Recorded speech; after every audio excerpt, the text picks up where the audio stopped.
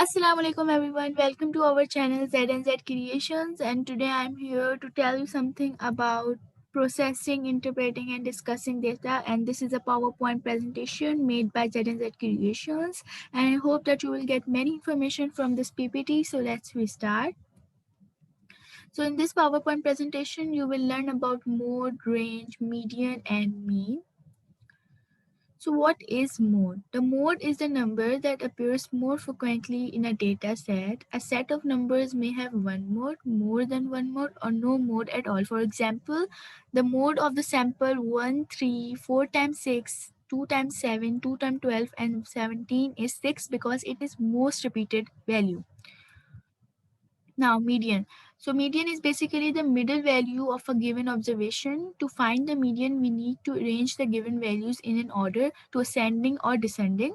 For example, the median of sample 23, 33, 43, 63 and 53 is 43 because it is a middle value. Now, what is mean?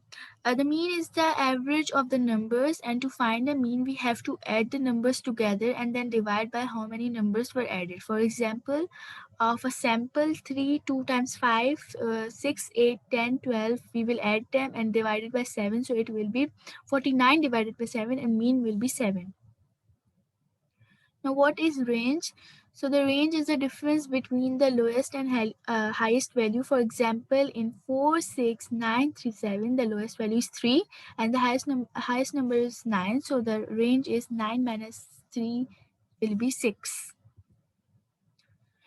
Now we will find mode, median, mean and range of frequency table. As you can see, this is a frequency table and the people in car, we have given the value of x and frequency is equals to f. So finding the mode, as you know, the mode is the most repeated value, but in this we will check the frequency column and which is the highest value we will check. In this 18 is the highest value and opposite is 3. So the mode will be 3.